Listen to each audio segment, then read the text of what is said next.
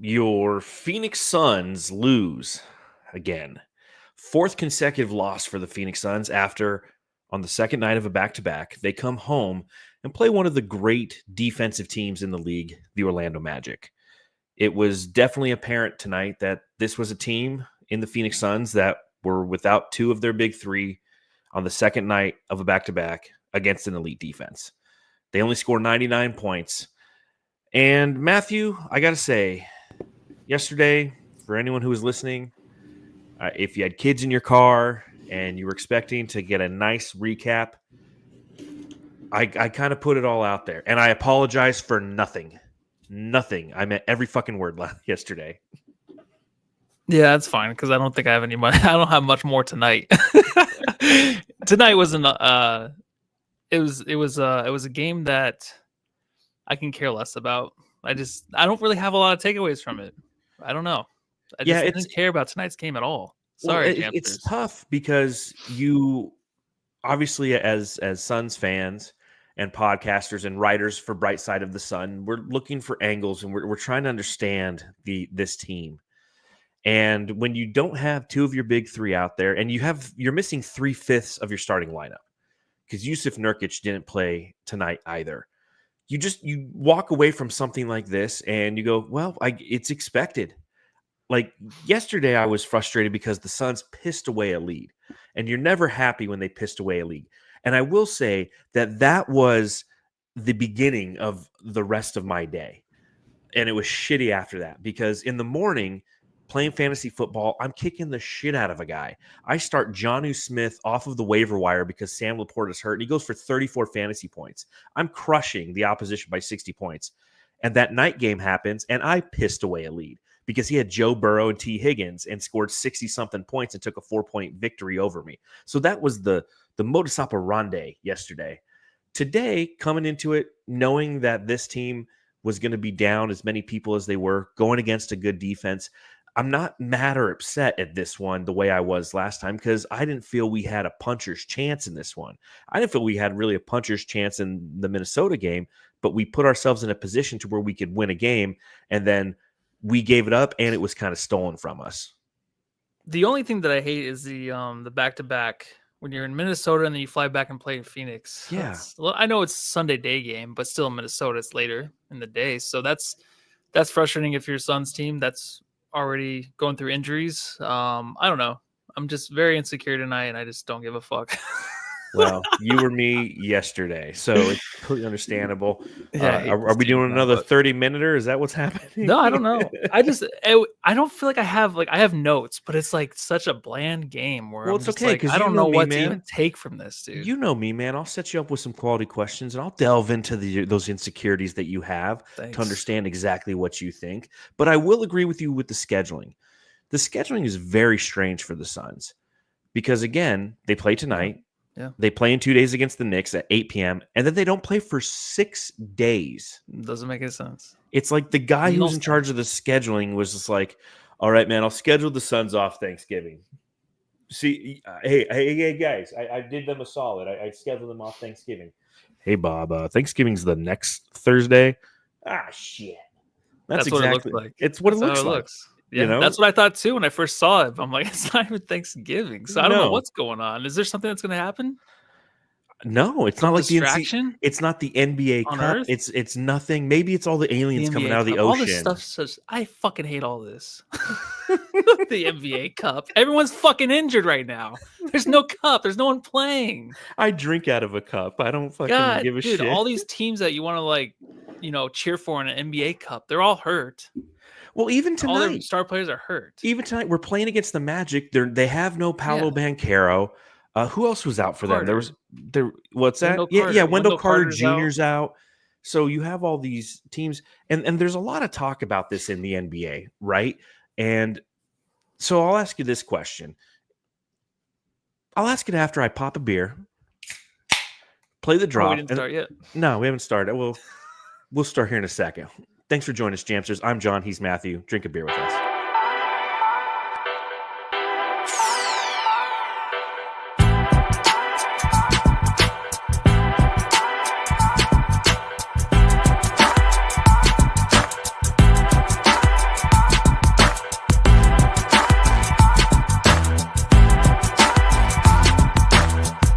right. The Phoenix Suns lose again, fourth consecutive loss. They're now a 9-6 team in the middle of the Western Conference. But we have an interesting conversation I'd like to kick off this podcast with.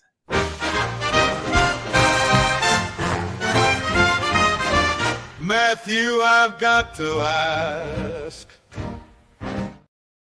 So, Matthew, I got to ask, where do you fall on the shortening of the NBA season conversation?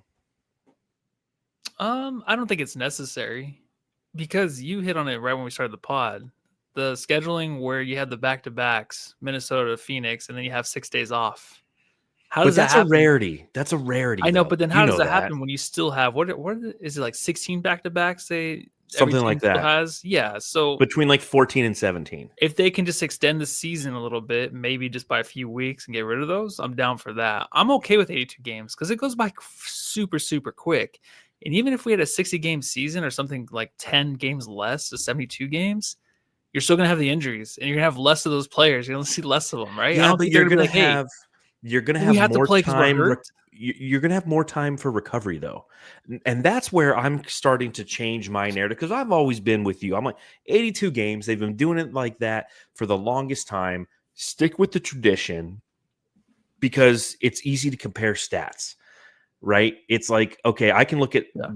Michael Jordan in 1987 and compare him to Devin Booker in 2024, knowing the X amount of games, the minutes, all of those different intangibles all equate to the same conclusion. But a lot of the conversation has been happening, and part of this is listen to the Bill Simmons podcast. Part of this is reading a couple articles on The Athletic and things of that nature, where a lot of the conversation is how different, how due to the spacing of the league, the quick twitch, the stop and go, and the sheer athleticism it takes to defend athletes that are being produced and trained from an early age nowadays. It takes a different toll on the body that the body's just not designed to do. It's the same thing as baseball. Baseball, progressively, pitchers have thrown harder and harder and harder. And because of that, the torque that it puts on your arm, you see more and more Tommy John surgeries happening. And you see some guys opting to take Tommy John surgery before they're even hurt to remove the ligament that could potentially cost them a season right in their prime. So if you have something like reducing the game to 72, right? Take, for example, what's occurring with the Suns. Kevin Durant's been out since November 9th. Bradley Beal's been out for almost an entire week as well. In that time, the Suns have played, 5 games in 7 nights? If that's the case, if these guys are both recovering from playing at the speed that this NBA requires, now they're only missing 3 games instead of 7. And it has a better outcome for your team overall. And that's why I'm starting to change my narrative on this, because I think that that's something that's valuable. When you have these injuries, which are occurring across the league, Paolo Banchero's out, Wendell Carter's out, John Morant's out, Zion Williamson's out. Everybody has somebody out who's a key player, and it's early in the season. It's affecting something that ultimately is going to determine where we end up relative to seeding. Because Kevin Durant will come back, Bradley Beal will come back, and then, like I said yesterday, Devin Booker, he'll be injured, and then Grayson Allen will be out, and everyone takes their turn being out. But if there's less games, it's less impactful. And that's where I'm kind of thinking on this, because you're seeing the result of it right now. Our 8-1 Phoenix Suns are now 9-6, and the primary culprit is injuries. It is. I just think the first thing you have to think about is the money, obviously. So how do they make up? Yeah, but how do they make up the money, do you think? And I know we always come back to this, and it's kind of annoying, and it's just absurd to even talk about over and over again, the money, because it is money. But it's like, how do they make up the money? Is that why they're trying to instill the NBA Cup to see how much revenue they can bring from this with the extra 2 games that they might have? Like, can they make up with that? Maybe just drop it by 5 games next season or the season after, maybe in 2027. Like, do they just start little and do that? Because I am down for that, and it makes sense. They need some rest, because right now, like, the NBA is just full of just stars that are old, right? There's a lot of good players that are young, but even those players are getting hurt because of the AAU and all that shit that they play until they make it to the NBA. So it's just so much. But yeah, I'm fine with that. I just don't think, I think players would still sit out, and I think they would still, not obviously the same amount of games because it'd be shortened, but you would still miss them about the same amount of time. So it would be more crucial to the season. And then they would come back, be like, well, it's only 72 games, so this actually matters now.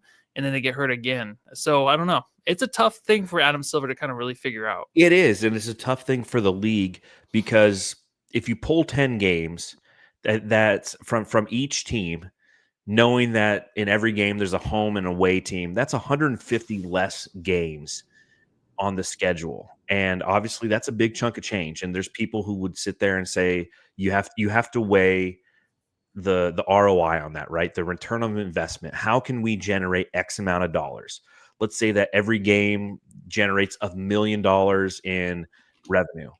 And whether that's food and beverage or that's ticket sales alone, that becomes $150 million. Okay, well, how do you replace $150 million for a league that is struggling with viewership? And I don't know what that answer is. And apparently there's no one in the league who can figure out how to replace $150 million. I think part of it is making your product better. I wrote a piece for Bright Side of the Sun today after, as a direct result from my frustrations with the officiating yesterday, because the 2-minute report came out for yesterday. And while they concluded that it was okay to push off on Josh Okogie for Julius Randle to hit that game-clinching 3, the 2-minute report also revealed that Julius Randle traveled on that play. And so it's almost comical how the NBA has a product in which they can put out a report, and quite often it reveals the errors of their officiating that potentially cost teams a win, or at least an opportunity to win. Again, if Julius Randle misses the shot yesterday, it goes to overtime. But it cost the Suns a chance to win. And I know they shouldn't have put themselves in that situation, but at the end of the day, you have a league that puts out information saying, oops, we fucked up. Oh, well.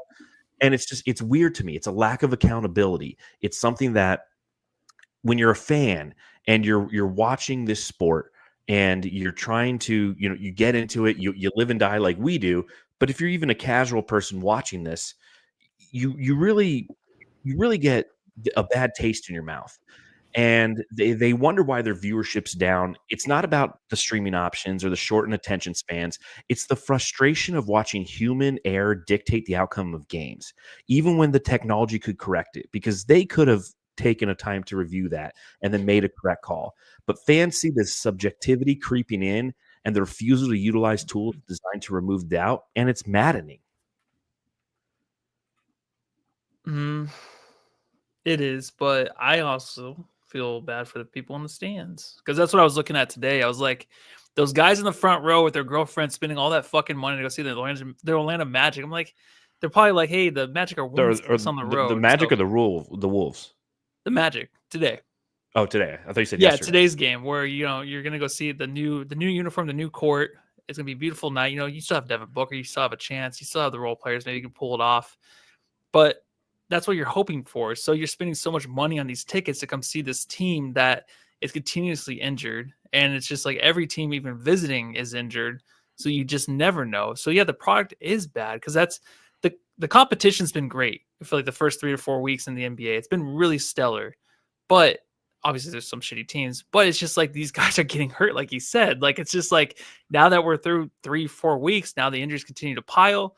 And the fans are going to go see the games. It's like, is it even that exciting? Like, I feel like because I'm just kind of removed from that as being like a fan, like I'm not as much as a fan as I used to be. Like I don't know. They're not. I love the Suns, but I don't feel the same way. We're more analytical. I don't get excited to go to games. Like if I got tickets, I'd be like, yeah, I guess I'm excited. I don't know. Like I just kind of lost all like fun for the game. I don't know if it's Adam Silver's fault or my therapist's fault. So I got to ask him. Well, it's the probably therapist's part or Adam Silver's part? It's probably your insecurities, but a part of it again is this lack of trust in the officials that are officiating the games, and we saw it tonight. Tyler Ford was horrific in the way that he officiated this game.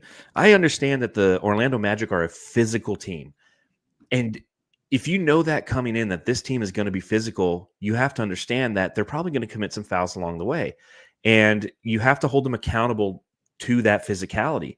There was a play where I forget who it was. I think it was Anthony Black, like threw Ryan Dunn down. Tyler Ford, it's an amazing highlight. Tyler Ford is standing right there, watches him throw it down. just stands there, and then he lets him stroke a three. Meanwhile, they're reviewing a potential flagrant foul on a screen set by Grayson Allen. And so it's again, it's that human factor. And I'm no expert on what accountability should look like for these NBA officials, but I can confidently say that this isn't it. Because in most industries, mistakes come with consequences. When errors are documented and they document their errors in the last 2-minute report and they showcase that somebody has blatantly missed a call, when errors are documented, there's coaching, counseling, and personal improvement plans. Repeat offenders even might lose their jobs in the real world. Accountability isn't just about admitting fault. It ensures steps are taken to prevent the same mistakes from happening again. And on back-to-back nights, it felt like the Suns were and it's unfortunate for the Suns because, again, they are undermanned due to the injury factor. But on back-to-back nights, it just felt like the opposing team was allowed to play physical and the Suns simply weren't. And it's those kind of things. Again, if you ask a casual person what their thoughts are, hey, do you watch the NBA game? No, not really. Ask them why. And in their top 3 or 5 responses as to why, one of them will have something to do with the subjectiveness of the officiating that occurs and how it's not entertaining to go through that experience, to watch a game from the beginning to the end, and ultimately it's decided by a missed call or an incorrect call. And it's hurting the overall product. And it's something that I don't know what the answer is. It's something that we as fans and us right here on the podcast have conversed about for the past 5 seasons. And there's these snippets of time that it occurs to where you're like, man, the Suns can't catch a break right now. Devin Booker's getting mugged, but on the other end, if he just tries to stand his ground and somebody jumps into him, he gets called for a foul. Yeah, and the other two things that they would tell you why they're not watching is because it's fucking fixed and they already took your money. So they already took everyone's money. Why would they review and like everyone come back out? Like, and like, oh, you know what? We did fuck up. Come back out. We're gonna actually finish this game in another overtime because the 3 was no good. It should not have counted. Yeah, it was a travel. They just that's what the NFL does, right? They have all these issues with injuries and the head trauma and all that. They just keep overstepping it and they just keep going and going and going and keep taking money and money. Like that's what they're doing. They ignore it and just continue to go. That's why it gets frustrating to be a sports fan sometimes. But the Sun stuff, I don't really care. Like the physicality and stuff, it's like I get that, but I feel like they should just have. I know they didn't steal the last game, but I'm like, I predicted they would go 1-2 this week, and I knew there would be injuries. And it was a difficult schedule, kind of. But like with the Orlando Magic, I'm like, come on, there has to be a chance. I know it's second best defensive team in the league. Yeah, but by they're rating, down their but guys too. I know, but I know. So that then I'm just like, I'm back to where I was last game, and I wrote that article about Booker. I'm like, I just don't fucking trust the dude. I don't know what to believe, and everyone can keep saying when Beal and Durant comes back, we'll be fine. When we get Nurk, that's fine. But this is going to be the season. This is how it's going to be off and on. And that's the frustrating part about it. So I can't get into like the reffing and all that stuff because I'm just focused on the team and how they're just kind of letting us down right now. And it's really frustrating. Well, it's a season of peaks and valleys. And I think that's why we go by the valley, because we've never reached the peak. And so we might as well embrace the valley that we constantly and consistently live in. And speaking of the valley, tonight is when they debuted their city edition jerseys, the ones that pay homage to the 1975 and 1995 All-Star games, with no love whatsoever for the 2009 All-Star game for some reason. You know, the Wild West font that you see on these jerseys is the font that was utilized in the early editions of the Phoenix Suns and were on both the Western Conference and Eastern Conference jerseys in the 1975 All-Star game. Obviously, the way that the numbers look with the star and the cactus and the gecko and all the tribal trim on these jerseys, that's the 1995 All-Star game nod. Seeing these jerseys finally and these uniforms finally debut on that court, what were your thoughts on that tonight, Matt? I thought it looked really clean and really good, really popped. I love the orange key. I think, you know, I'm not usually a big fan of like the transition between the 3-point area and like the main court where it's just a different gradient. I don't like that too much, but tonight it kind of worked. I kind of liked it on this kind of court. The jerseys look nice. Everything looked pretty good. I think the Suns, obviously they killed it again with these jerseys. Out of all the city edition, I think they're obviously a top 10, maybe top 5. Yeah, I agree. But They definitely killed it. I love the font. I love everything. The numbers, of course, I think that's kind of the biggest thing, but I think the numbers are fine. They do. You don't notice them as much as I thought you would, and they just would stick out, kind of be like a sore thumb, but it's pretty good. I like them. I think the court is one of the best courts the Phoenix Suns have ever had. I Yeah, honestly it's really believe that dope. it is, and I forgot how much I liked having a purple key, or I'm sorry, an orange key, because it's something that we had during the Steve Nash era, obviously, where they really Yeah. embraced orange. And I've talked about it in the past how we are Planet Purple with orange as an accent color, but it looks good on the court. That logo that's in the middle of the court is probably it's like a top. It might be my most favorite Phoenix Suns script / logo I've ever seen, with the cactus and kind of the sun in the background and a little bit of the tribal designation on the bottom. In fact, I recreated it today, and during the game, anybody on Twitter who wanted to have their name instead of it saying Phoenix Suns, I said, just DM me, I'll make it for you, I'll put it out there. And it's something that I like to do whenever we have these city edition jersey sets. It's like, hey, if you're on Twitter or Blue Sky or wherever the fuck you're at, Yeah. put this up as your profile picture on these days where we have the city edition. I can't think of a good phrase like paint the valley purple or something, but That sounds good. I think it's a beautiful logo right there in the middle. And to your point, with the only issue I have with the jerseys is, again, the fact that it says the. If it was just Valley in that Western front Yeah. without the Yep. above it, it's a Yeah. home run for me. I love the numbers, especially on the back, because you know me, I like big, bold numbers on the back of jerseys that pop. And you have that old gradient of purple. And this is where I get a little graphic designing nerdy. But when we switched from the 90s version to the modern version of the Phoenix Suns, they changed their purple hex color, RGB color. They went from a lighter purple to a darker purple. So the purple and orange that we currently have are both darker shades of purple and darker shades of orange. And these jerseys have that lighter shade of purple that we haven't seen since, I think, the first or second version of the Low Suns jersey. I like that lighter shade of purple. The purple that was worn during the Wild West jersey editions back in the early, 90s, 80s, 70s, 60s.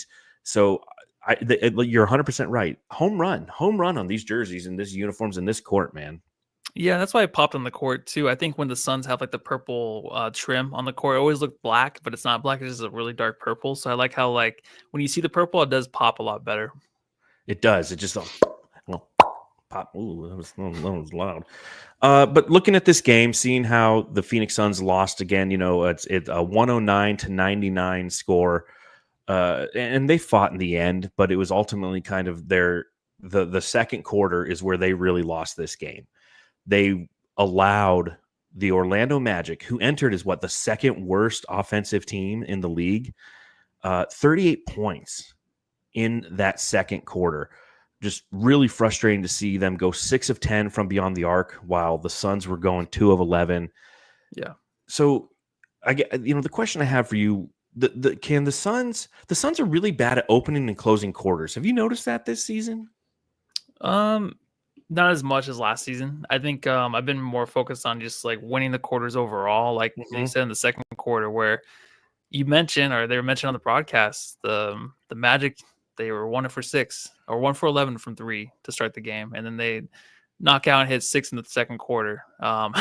It's one of those things where I'm just like, if they can just hold a team to like their deficiencies and just kind of down low, just kind of make them work for things, then obviously it's going to be difficult for them to withstand the Suns offense. But when you're not hitting shots on the other end, then it's difficult to really do anything. Because I feel like the Suns right now, they're getting in their minds a lot if they can't hit anything. So it kind of affects them all over the court.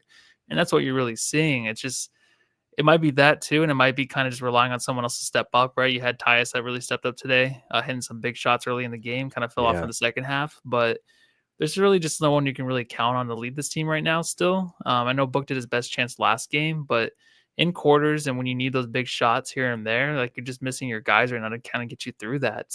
So I don't notice the beginning and end. I just notice as a whole, like, of the game, like through stretches, that's where I'm looking for, like, hey, we're down 5. Can we get some big shots? Can we keep this game close? It just has not been the thing right now in the last 4 or 5 games. Well, I've definitely noticed how we've closed quarters. Obviously, with Julius Randle sticking a 3-pointer in our face last night, that was a close of a quarter. And the Suns have this inability to, when the opposing team has 30 seconds left on the shot clock or in the quarter, and they have the ball, they'll literally just sprint down court and get a layup. And our whole team's just like, oh shit, is that you, me, you, me, you? It's like fucking Night at the Roxbury defense out there. And the defense has been, we have a subpar defense. And I think it's safe to say that. And you can't, perhaps it's Bradley Beal being out because he has brought some defensive intensity. Kevin Durant does play quality defense as well. But as a team as a whole, we're just too disconnected on defense. And entering this game, the stats didn't lie. We give up 113.2 points per game. That's 16th in the NBA. We have 114.6 defensive rating. That's 17th in the NBA. So we are in the bottom half of the defensive metrics for this team. And while we're so focused on the offensive output and the 3-point shooting and the 3-point rate and all those things that Coach Budenholzer is going to bring to make this team successful offensively, defensively, we allow teams to go and to either start a quarter or end a quarter dictating pace, and the intensity isn't always there. This is a team that, from a defensive standpoint, I feel is just consistently unfocused, and they can, a couple times they've locked down this season, but I really don't think I've seen them lock down to the point where it's something that can win them a game. You have Ryan Dunn, you have Josh Okogie, you have some players who have defensive abilities, but those are guys on an island. It needs to be a team defensive approach or a team mindset that needs to start to shift, especially if you have Devin Booker and the minimum guys out there, right? They have to go, you know what? We need to win with our defense. And guess what? When those instances occur, when our defense does lock up the opposition, it leads to easy offense. They need to really focus their energy on that end of the court, especially as quarters are coming to an end, Matthew. That's when you saw things working really well, when their defense was leading to the easy buckets, because it just kind of led into the flow of the rest of the game, where these guys were kind of counting on each other to get stops, steals, tips, all that to lead to the other end. Because there was a lot of fast breaks back then. Back in the day, it seems like forever ago when KD was playing on this team, and the team was really flowing. Kevin Durant, dude, Don't know the name. One of my homies. Yeah, don't even know the guy. I think that the Suns are just in a tough spot right now. Like I said, they're counting on a lot of guys to step up in the roles they're not familiar with. Just like last year, we were doing that a lot with Grayson Allen. This year, like, you're just asking a lot from Royce O'Neal again. You're asking too much for Ryan Dunn, also too, who's going to have to back up Plumlee, but also playing next to Plumlee, starting the game. So there's a lot to be asked from these rookies, and just everyone else that's a role player right now. And then Devin Booker's to step up to be the guy, and he hasn't been that guy either. Yeah, and speaking of rookies, Oso Ighodaro got his first start in his career tonight. You know what I'm talking about. Oso Ighodaro. I mean, to your point, Matthew, we're leaning into our rookies. We had 2 rookies start tonight. And I forget what K-Ray said, and perhaps if you're watching along live in the chat, you can let us know when the last time the Suns started 2 rookies. But that's what we're doing, is we're leaning into rookies this year. That's where we're at as a team due to injuries. And there's pros and cons. And this is where I will say this. I had one of my buddies at work came and talked to me. He's like, dude, I listened to your podcast yesterday, man. Like, you were fucking pissed. I go, yeah, I was. I wasted a Sunday afternoon, man. It's really, really annoying. He goes, dude, it's November basketball. Just chill. I'm like, I know, but still, that was my Sunday afternoon, man. Fuck that. They stole the day from me. But here in November basketball, we're leaning into our rookies and we're seeing good things. And that's enjoyable. You have to look for the little victories or the things that are positive right now, because the big picture stuff really sucks.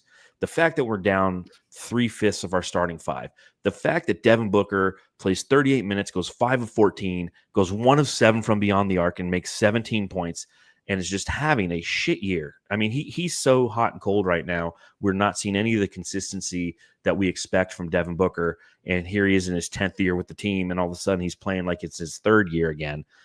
But the rookies are a bright spot. And Oso Ighodaro, 32 minutes tonight. He was 6 of 8 from the field.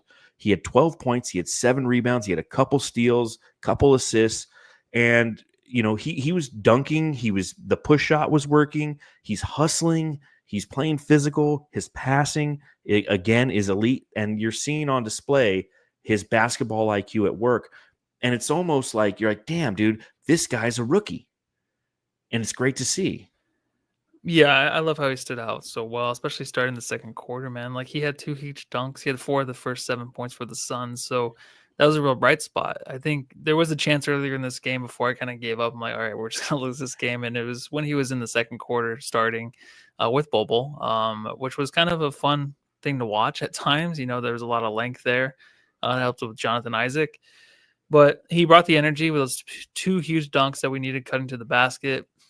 Made himself very available. So to have the rookies kind of stand out where you just like, damn, like the one takeaway I have from this game, it's Oso. It definitely was, I think, the biggest thing. And to just kind of overshadow Booker kind of sucks because you just know how much you have to rely on Booker.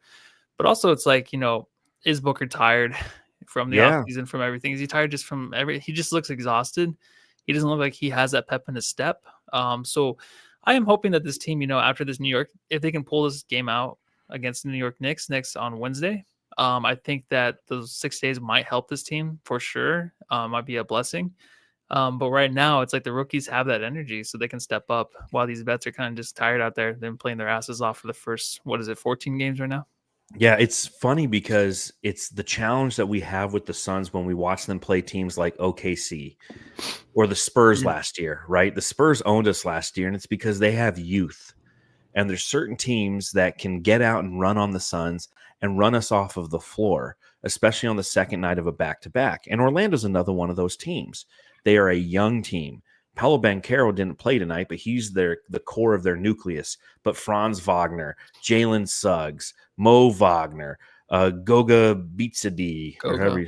Yeah, I mean, they have a team that is going to outlast you because of their youth. And it's a challenge with Phoenix that we've experienced since Chris Paul came here. We had to play a very distinct, slow down style of basketball with Chris Paul to execute and be calculated because we couldn't beat you with youth. And last season, it was the same thing with injuries again plaguing the team.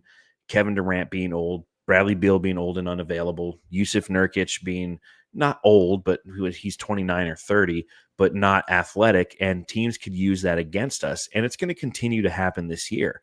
The nice thing that we all knew coming into this year was there would be an injection of youth and how important that would be, and we're seeing it in real time, and they're getting real NBA minutes in competitive situations, and while it might be frustrating to lose the 4th consecutive game and this one at home by 10 points to the Magic, it's a building block for something that potentially could pay off later in the season where you can rely on this, on one of these guys, whether it be Oso Ighodaro or Ryan Dunn, to come in and give quality minutes and give that shot of energy that we need on this team and we're going to need.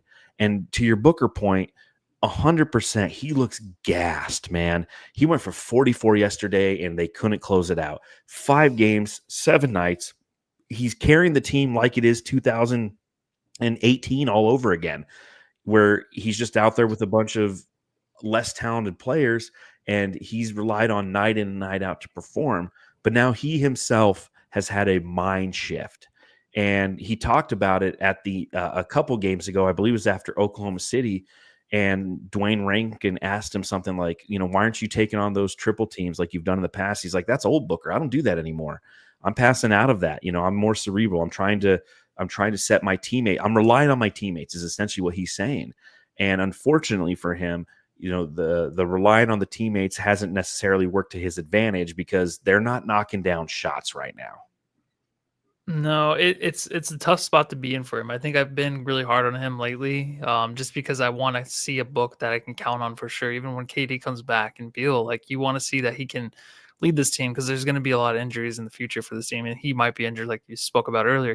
I think he tweaked his ankle, but he'll get injured this season too. But when he is playing and he's without Beal and KD, I just want to know going into these games, like, hey, there has to be a chance that we're gonna win this game. I think the game yesterday, obviously, we should have probably won. But going into today, I'm like, I still feel like we could have won. I feel like we could have had Oh, a yeah. chance. But then you just start watching, you're like, damn, like I just don't see him. But then yeah, he's exhausted, I guess, from the night before. It's such a weird thing to be a fan and just be like, you I don't know, like you're expecting your team to come out on top.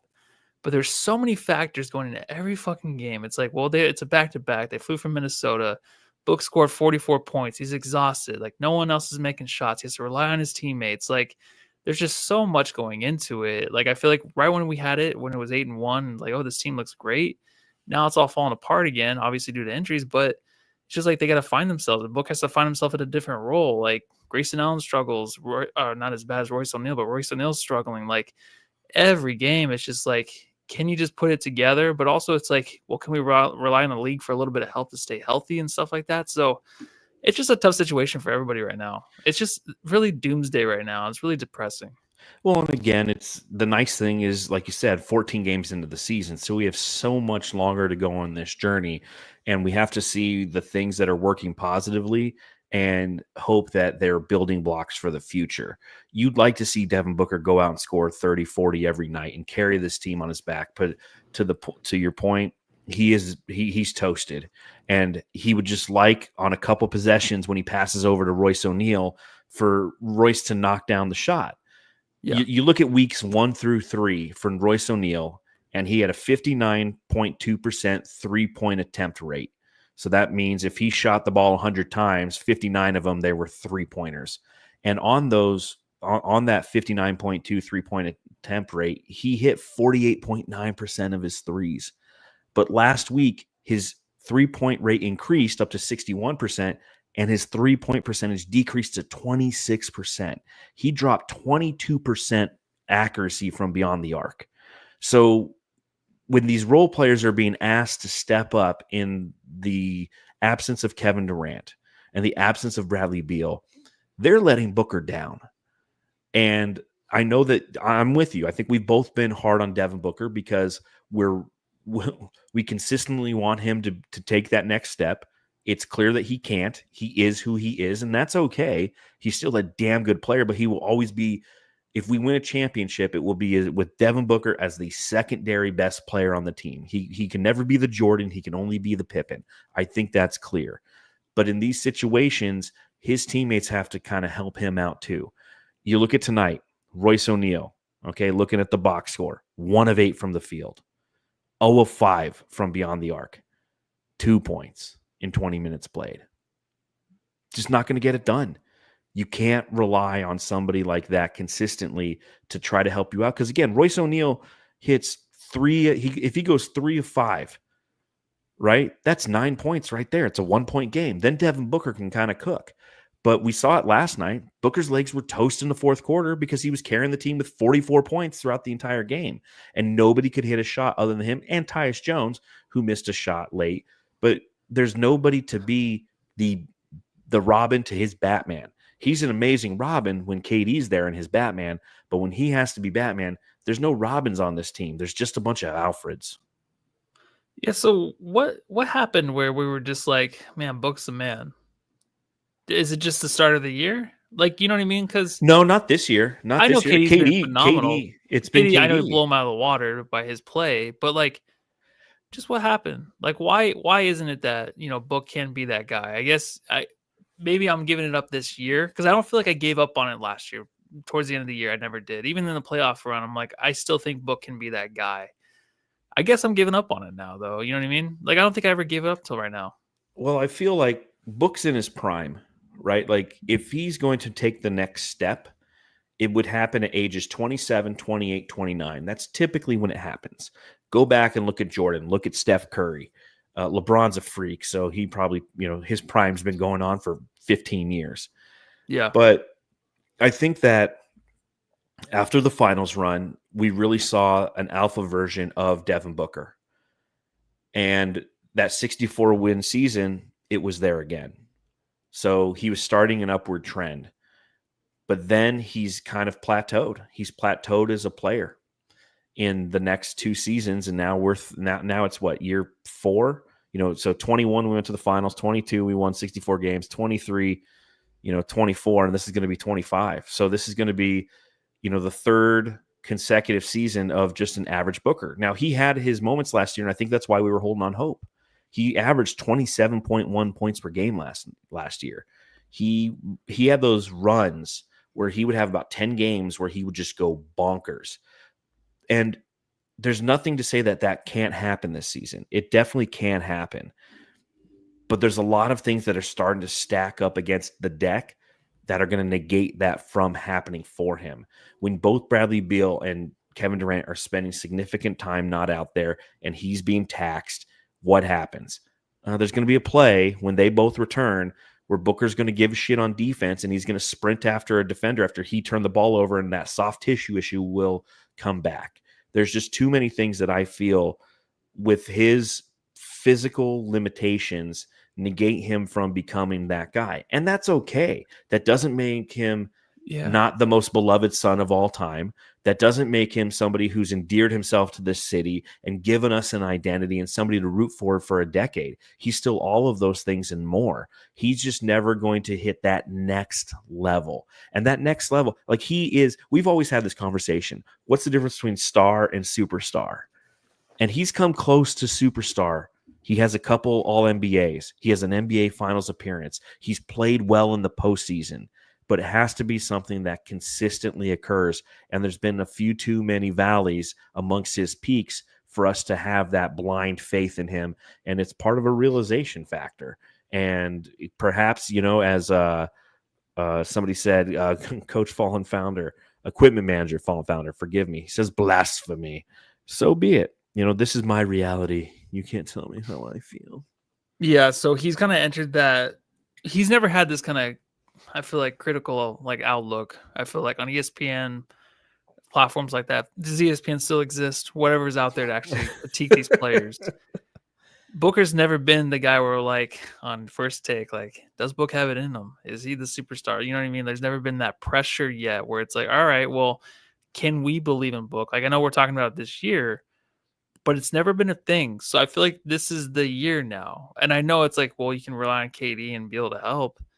But it's can he actually be that guy? Because if we don't make it to the second round in the playoffs, this is going to be ugly. I know we're going through a tough stretch right now, but where I'm standing on this team is if we don't make it to the second round, everyone's tradable, right? I feel like Beal might be the only one left on this team, but will Boogie want to still be here? What is going to happen? There's a lot on the line this year. There's a lot. And it starts with his play. And so there's going to be a lot of accountability on him to kind of get things right and win these kind of games, win the last two games.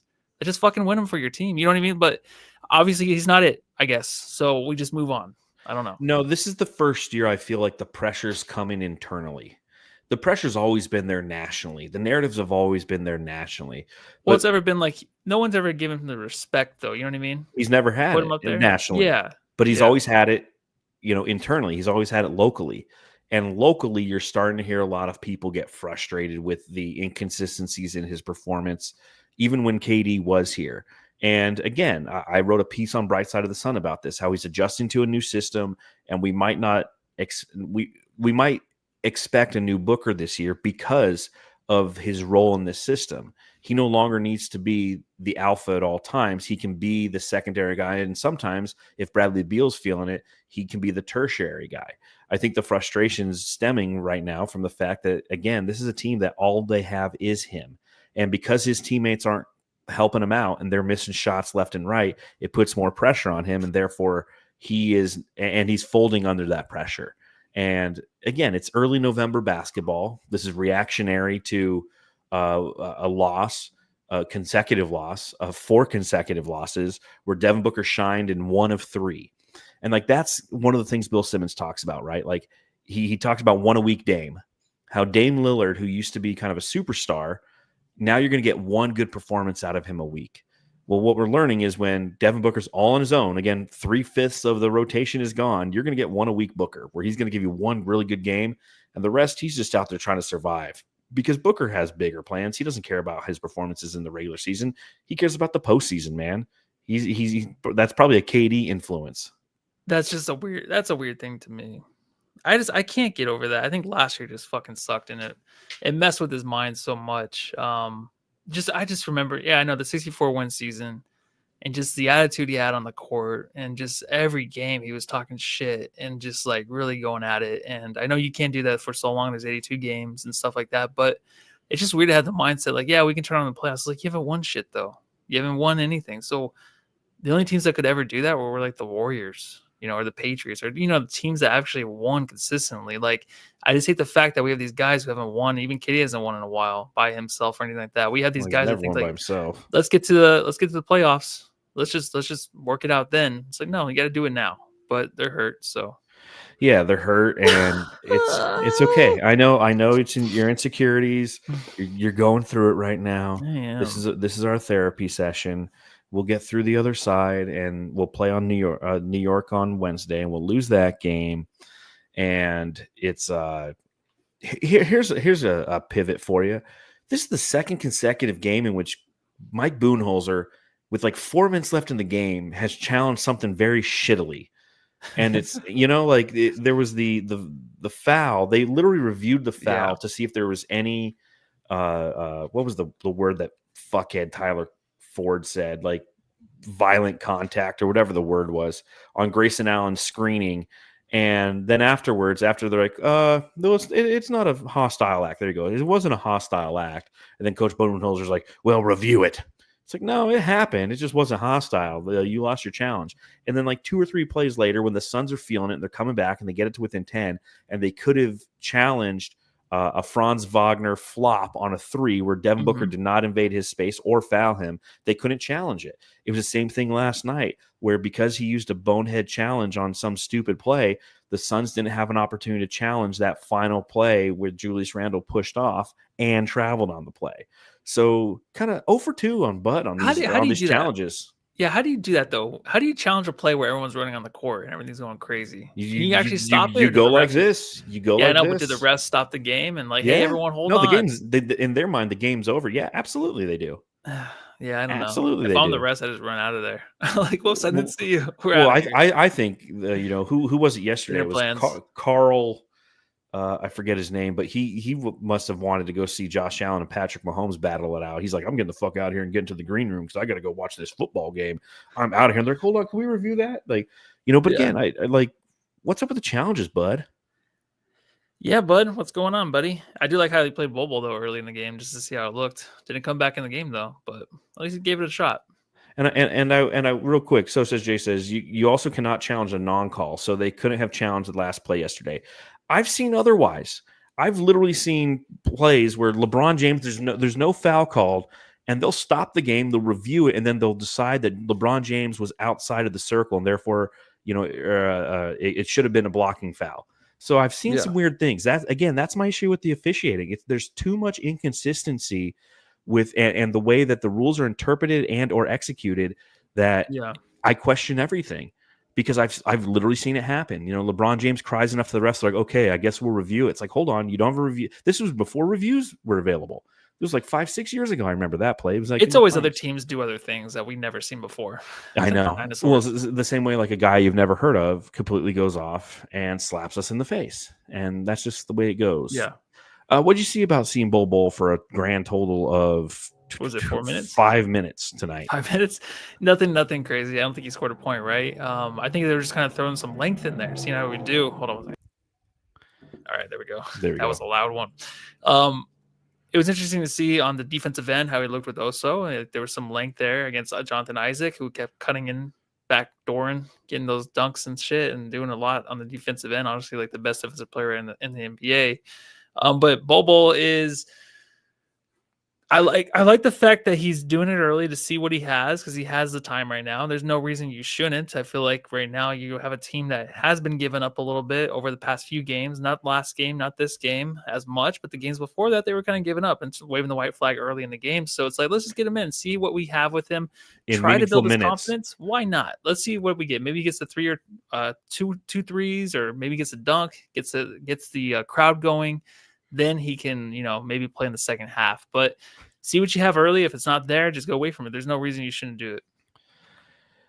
I like seeing it. I'm with you. I like seeing him play some meaningful minutes, because why not? Again, we're so injured right now. If there's an opportunity to put a little length out there and kind of see what he has and have him D up Jonathan Isaac why not? It makes for some good television. He didn't last long. Again, 5 minutes played. He was 0 for 1 from the field, 1 point on 1 free Yeah, throw, about the 1-3. no rebounds, not a Very nothing. hesitant. He had that drive to the rim where he just he took off too quickly towards the rim. I feel like if he took one more step with the ball and then picked it up and then went, he probably could have had a dunk or a lay-in. So he just needs that confidence. But honestly, I don't know if we even have the time now with the way things are going, right?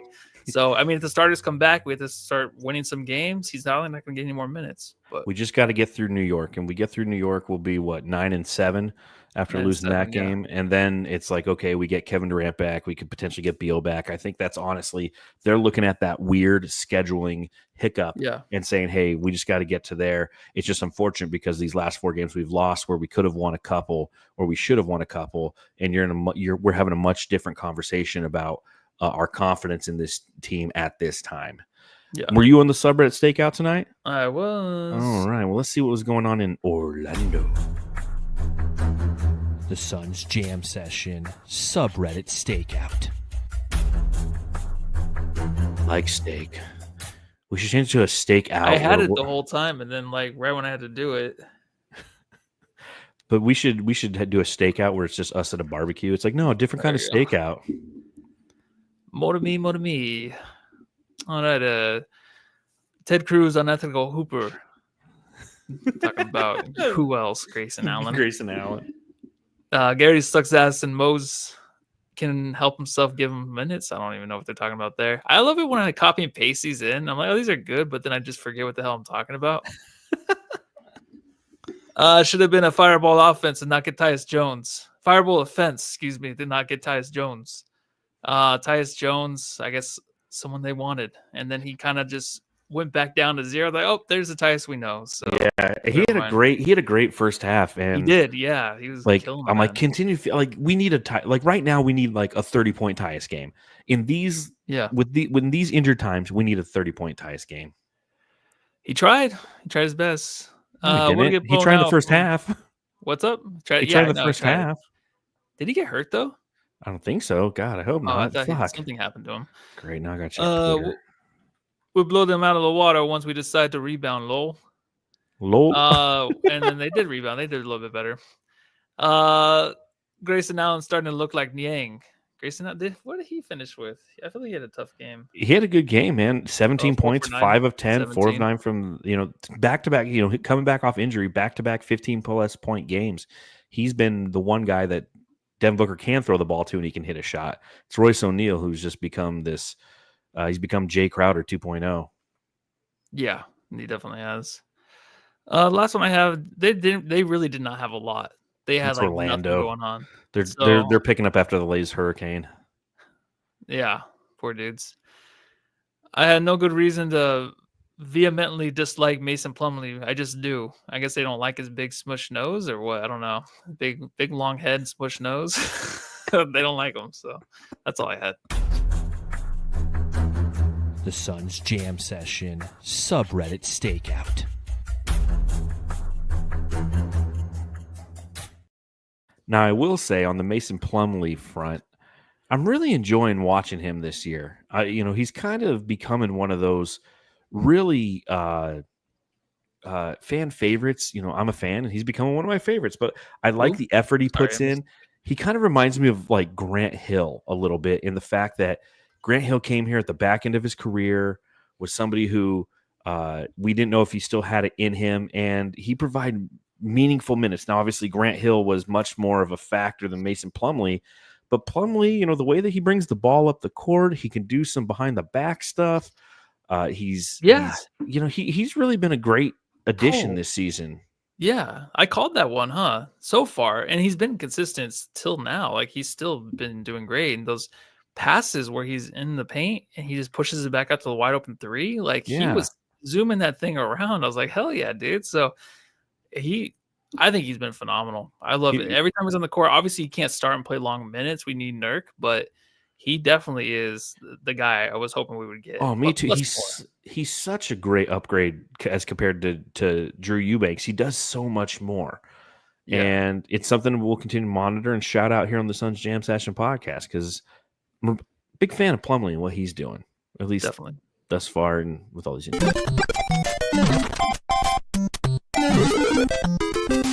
Jam star of the game. All right, who are you giving the jam star to against the Magic tonight, Matthew? I'm gonna get the Oso. I think he was fucking crazy today. Really, I had 12 points and 7 rebounds, but I really liked what I saw from him in first start, so I'm gonna give it to him. I absolutely give it to Oso as well. He was bringing the energy that we needed in this game because this team is tired. This team is flat, and you need somebody to provide a spark. And he did everything he could to provide a spark on offense and defense. Mark N gives it to Oso as well. Tyus Jones for equipment manager, fallen founder, and I can understand the case for Tyus Jones. Overall, ended the night 7 of 17 for 18 points. He also was 4 of 11 from beyond the arc. But it was primarily the first half where he was 3 of 8 from beyond the arc where he did his damage. That second half, Tyus Jones, just kind of faded away. 5 points in the second half, 2 of 5 from the field. So if we had gotten a complete Tyus Jones game, that's where I would have went with him. Yeah. But Suns Fever agrees, gives it to Jones as well. Michael's giving it to Oso for show. John Tran's giving it to Oso Igudunko. So says Jay, is still trying to wrap his head around Voida's disdain for Book. Oh, Justin, always trying to take words and wordsmith them. I have no disdain for Book. I've never had a disdain for Book his entire career. Okay, so I know, I can see that. Yeah. Well, Voida's not sucking off Devin Booker tonight. He must not like him. Yeah, I don't need his dick in my mouth every night now. Next up for the Phoenix Suns, we're playing the New York Knicks. 8:00 start on Wednesday. What are your thoughts on playing the Knicks? Can the Suns get a win, Matthew? Yeah, man. I think that's the first game on the 5-game West road trip for them. Ooh, so it's gonna be tough for the Knicks, but they did win 3 in a row. I'm just googling that right now. So Good I do Googling. know that the one thing is Karl Anthony Towns does look pretty good and with the Knicks, but Jalen Brunson's been struggling. I heard that from Bill Simmons, and I have not watched him yet this year. So I'm actually really excited to see how they do. I know Mikal Bridges is struggling too, and I kind of feel bad for the dude right now. Well, offensively, he's trying to find his place in that system, and they're asking him to be Mikal Bridges on Phoenix, and he's like, "Well, I was Mikal on Brooklyn, where I can be an offensive threat." And they're like, "No, we have Karl Anthony Towns here, and we've got Jalen Brunson, and we've got OG Anunoby, and Karl Towns is, I have him on my fantasy team, and he's crushing. He's averaging 26 points a game right now, and it's the challenge for that team that's 7-6, and I don't know if they won tonight, but they're a team that doesn't have a lot They of won. depth. Okay, so they're now 8-6. They're Yeah, a they team that killed them. lacks a lot of depth, and that's where you can beat the Knicks. But again, based on injuries and the fact that most likely the Suns are going to be sitting a lot of people again because they have 6 days off after this game against the Knicks, it's going to be an opportunity for the Suns to try to go out there and slap the Knicks, but I don't know if they're going to be able to do it. The Knicks take the 7th most three-pointers, or I'm sorry, the 22nd most three-pointers in the league, but they have the 7th best efficiency. They shoot 37.8% from beyond the arc. A team that, if you look at their offensive rating, it's currently the 3rd best in the NBA. Defense is 21st. So it's a team that will score points on you. The key for the Suns, they're going to have to score points back. They have to hit their shots if they want to stand a chance in this game. Yeah, it'd be interesting because I really thought they would win one of the first 2 games and not the next game. So now it's like, they're 0-2. Hopefully they win one. And let's just take it, dude. Let's just, let's go into the Please. 6-game vacation or 6-day vacation, 10-6. I would love that. Let's do it. Let's The do it. old All NFL right. football record. All right, Jamsters. Thanks for hanging out with us on the Suns Jam Session podcast. Make sure you follow me at Darth Void and read all my writing at brightsideofthesun.com. You can follow Matthew. At Matthew Lissy, I am back. 11 followers right now. So Matthew get Lissy, on that. is it at Matthew Lissy? It's at Matthew Lissy, yeah. Oh, nice. No one took it when I was gone, yeah. Oh, no. Oh, man, there was that line. Finally. All right, so follow Matthew at Matthew Lissy. He's only got 11 followers, so you can be number 12, 13, or 14. Make sure you subscribe, rate, and review, and we'll see you on Wednesday night. Matthew, you might be at the game, so I might need a pinch hitter, so we'll see how that goes. All right. Seems like I'm getting sick, but we'll see. Oh, no. Anyways, go home and love your sick babies.